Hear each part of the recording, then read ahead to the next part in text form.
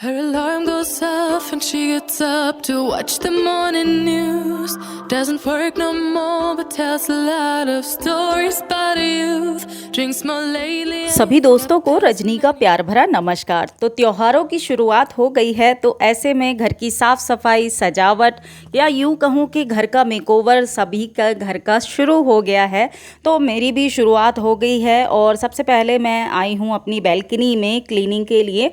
तो बैल्कनी में भी कुछ काम ज़रूरी करने हैं, लेकिन उससे पहले करनी है बैल्कनी में पौधों में कुछ ज़रूरी काम जो कि हमने करने ही होते हैं। सितंबर मंथ में कौन कौन से काम करने होते हैं वो अगर आपको फुल ट्यूटोरियल वीडियो चाहिए तो मैंने लास्ट ईयर शेयर किया था आप सबके साथ में। लिंक दे दूँगी आई बटन पर, आप चेक कर लीजिएगा। गार्डनिंग वीडियो प्लेलिस्ट पर भी चेक कर सकते हैं। तो मैंने यहाँ पर फ़िलहाल अपने सारे पौधों को नीचे उतारा है, क्योंकि आज से काफ़ी टाइम पहले से मेरी थोड़ी तबीयत सही नहीं चल रही थी। आप सबके साथ में शेयर किया था, जिसकी वजह से लगभग 1 महीने 1.5 महीने तक मेरा जो पौधों की तरफ ध्यान नहीं गया था। और उसके बाद में थोड़ा सा वीकनेस भी थी, जिसकी वजह से मैं नहीं कर पाई थी। लेकिन बरसातों के कारण पौधों की हालत और भी ज़्यादा ख़राब हो गई है। आप देख सकते हैं सभी पौधे दूर से देखने में तो अच्छे लगते हैं, लेकिन जब उनको पास से देखते हैं तो उसमें से काफ़ी सारे पौधे बीमार थे मेरे। काफ़ी सारे पौधों की कटिंग होने वाली थी, काफ़ी सारे पौधों में अपने आप ही बहुत सारी घास उगाई है। तो ये सारी चीज़ें भी करनी होती हैं, नया फर्टिलाइज़र देना होता है। तो कुछ पौधों की कटिंग करेंगे, कुछ पौधों को रिपॉट करेंगे और साथ ही साथ कुछ पौधों को हम अपने हिसाब से सेट करेंगे दूसरी जगह। और काफ़ी सारे काम और भी करने हैं, नया फर्टिलाइज़र देना है। ये सभी काम हम आज के वीडियो में शेयर करेंगे। और क्या क्या करते हैं चलिए शुरू करती हूँ। सबसे पहले ये मैंने एक बनाया था, आपके साथ में शेयर किया था, गमले को सजाया था बेसिकली। लेकिन इसके बाद में मैं इसको बिल्कुल भी केयर नहीं कर पाई, तो इसके सारे ही पौधे बहुत बढ़ गए थे। तो इसको मुझे खाली करना है और खाली करके इसमें लगाऊंगी गुलदाउदी की कटिंग। गुलदाउदी प्लांट सर्दियों में फूल देने वाला बहुत ही खूबसूरत सा पौधा है। रंग बिरंगे काफ़ी सारे फूल इसमें आते हैं। तो इसको कटिंग से बड़ी ही आसानी से लगाया जा सकता है। मेरे पास ये कटिंग थी जो कि मैंने लगाई हुई थी छोटे डब्बे में, अपने DIY गमले में लगाई हुई थी। तो अभी वो कटिंग ग्रो होनी स्टार्ट हो गई है, मतलब कटिंग तो चल रही थी, लेकिन अब उसको बड़े गमले की ज़रूरत है। और उसी गमले में मेरा सदाबहार का भी एक पौधा उगाया था, तो उनको दोनों को अलग किया है मैंने। और नया फर्टिलाइज़र डाल करके मैंने इस पौधे को रिपॉट कर दिया है। और इसके लिए जो फर्टिलाइज़र मैंने यूज़ किया है, घर का कंपोस्ट ही यूज़ किया है, रिवर सैंड यूज़ की है, साथ ही साथ गार्डन की मिट्टी, थोड़ी सी नीम खली, और मैंने गुलदाउदी को रिपॉट कर दिया। अब बारी आई जेट प्लांट को रिपोर्ट करने की। तो जेट प्लांट के लिए अलग मिट्टी बनाई है मैंने। इसके लिए लिया है मैंने cocopeat, river sand, garden soil, और साथ ही साथ मैंने लिया है नीम की खली, थोड़ा सा परलाइट लिया है मैंने, और इसके साथ साथ लिया है वर्मी कंपोस्ट। ये सारी चीज़ें डाल करके, इसमें हल्दी भी डाली थी थोड़ी सी, और सब मिक्स कर लिया है। एक्चुअली मैं मिट्टी में ही हल्दी डाल करके रख लेती हूँ, तो मुझे बार बार अलग से मिट्टी में मतलब हल्दी डालने की ज़रूरत नहीं पड़ती है। तो मैंने ये हल्दी डाल करके ये सारी मिट्टी कंप्लीट तैयार कर ली है। और ये हल्की मिट्टी बनी है, इससे पानी रुकेगा नहीं और जेट के लिए काफ़ी अच्छी होती है। तो ये जेट प्लांट मेरा काफ़ी घना है, आपको पता ही है मेरे जेट प्लांट काफ़ी सुंदर रहते हैं। लेकिन हुआ क्या, ये छोटे गमले में है, जिसकी वजह से ये अब ग्रो नहीं हो पा रहा है।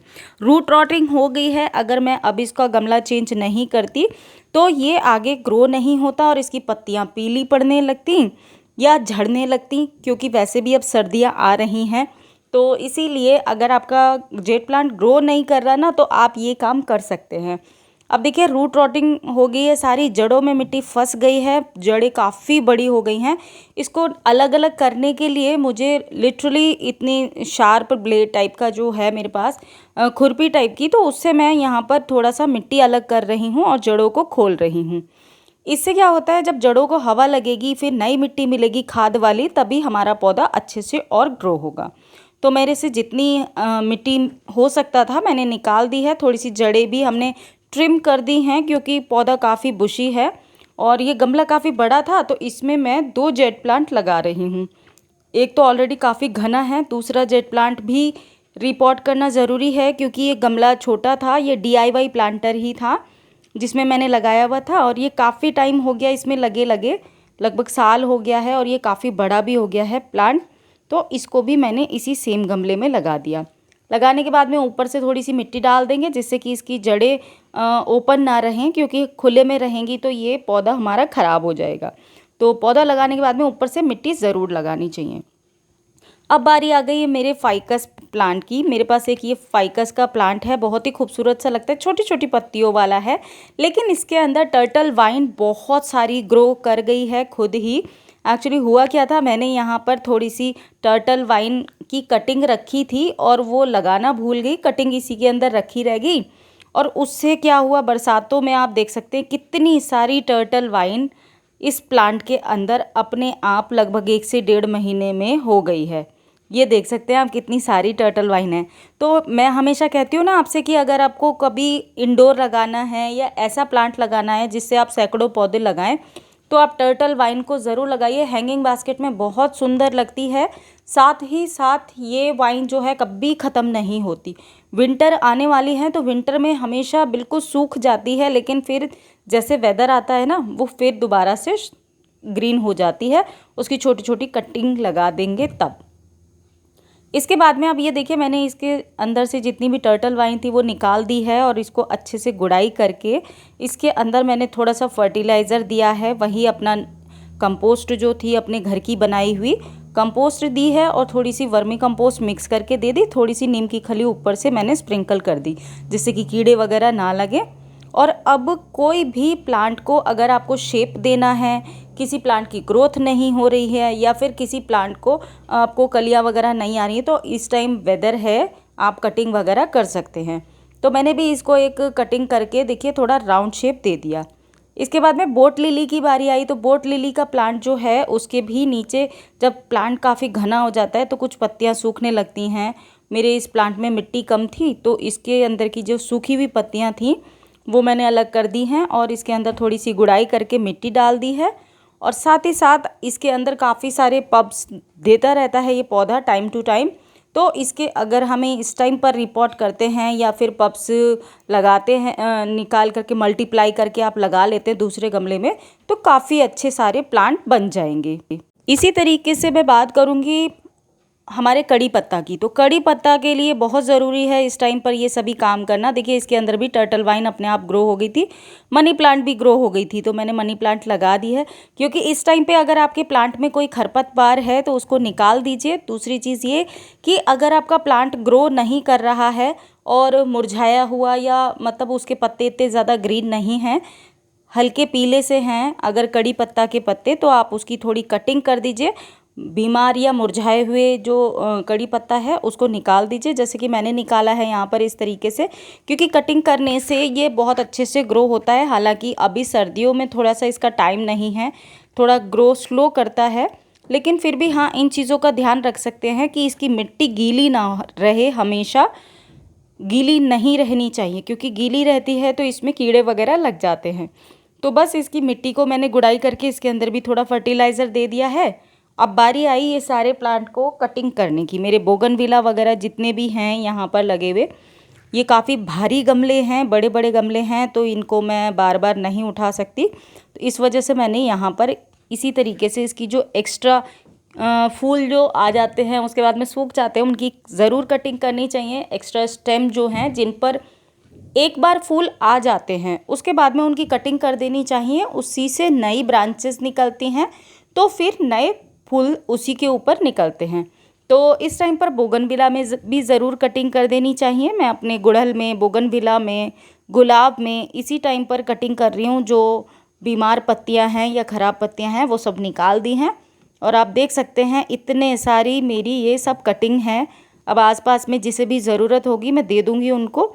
बहुत सारी कटिंग्स बनी हैं इस टाइम पर मेरे घर में, क्योंकि जब आप प्लांट की कटिंग करते हैं, शेप देते हैं, साफ़ सफाई करते हैं, उस टाइम पर बहुत सारी ऐसी कटिंग निकलती हैं जो आप अपने प्लांट से नए प्लांट्स बना सकते हैं, या फिर आपको किसी को देना है तो आप दे भी सकते हैं।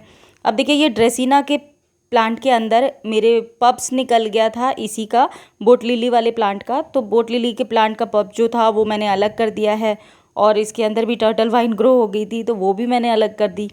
सब कुछ क्लीन करने के बाद में काफ़ी टाइम हो गया था, तो नेक्स्ट डे मैंने फिर इसकी सफाई की और पूरी बैल्कनी को क्लीन करने के बाद में पौधों में दिया है पानी अगले दिन, क्योंकि एकदम से थोड़ा सेट होने लगता है तो थोड़ा टाइम लगता है।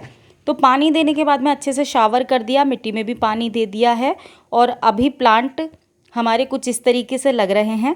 कभी भी अब जैसे विंटर आने वाली है तो आप जैसे नए प्लांट लगाएंगे तो उससे पहले हमेशा अपने गार्डन की ज़रूर सफाई करनी चाहिए। इससे क्या हो जाता है, हमें पता चलता है कि हमारे कौन से प्लांट सही हैं, कौन से प्लांट ख़राब हो चुके हैं।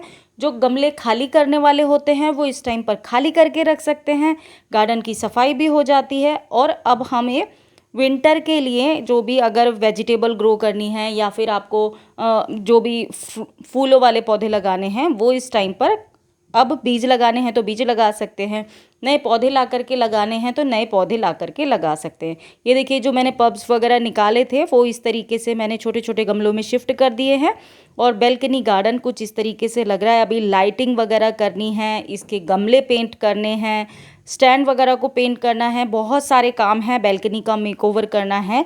तो वो आने वाले वीडियोस में मैं आपके साथ में शेयर करूंगी। नए प्लांट्स भी लाने हैं, कुछ नए गमले भी लेकर के आऊँगी। तो ये बहुत सारा आगे का प्रोसेस है, धीरे धीरे करके आपके साथ में शेयर कर रही हूँ। और यहाँ पर मेरे जेट प्लांट की जो मैंने टोपियारी बनाई थी ना शिवलिंग मंदिर वाली, उसकी कटिंग अभी रहती है और ये कटिंग रहती है सदाबहार की।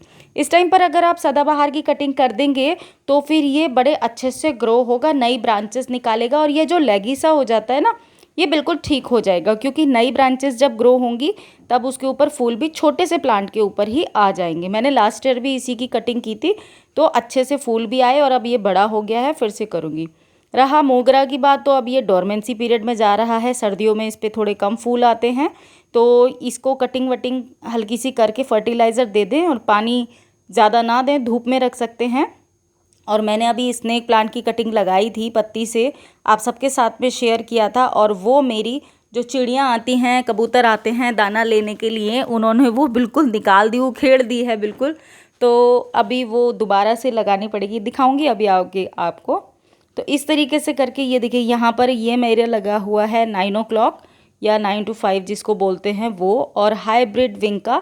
तो इन सभी पौधों का अब सीज़न जाने वाला है, तो हो सकता है जब तक इसमें फूल आ रहे हैं तब तक मैं रखूँगी और कुछ प्लांटर और खाली करूँगी, जिससे कि मैं आगे आपके साथ में नए फूल वगैरह लगाने हैं वो भी शेयर करूँगी। और ये दिखा रही हूँ मैं आपको वो प्लांट जिसमें मैंने अभी लगाया था, आपके साथ में स्नेक प्लांट लगा करके दिखाया था, वो चिड़ियों ने निकाल दिया है। तो मैंने यहाँ पर लगा दिया है एक ये स्पाइडर प्लांट की कटिंग, और कटिंग देखते हैं कितने दिन में ग्रो होती है और कैसे ग्रो होती है। तो बस फिलहाल आज का वीडियो इतना ही था, आशा करती हूँ आपको पसंद आया होगा। अगर थोड़ा भी हेल्पफुल लगा तो इसको लाइक और शेयर ज़रूर करें। मैं जल्दी मिलूंगी आपसे एक नए और इंटरेस्टिंग वीडियो में, तब तक के लिए बी हैप्पी, बी एक्टिव, अपना ख्याल रखिए और खुश रहिए। Happy gardening, bye bye.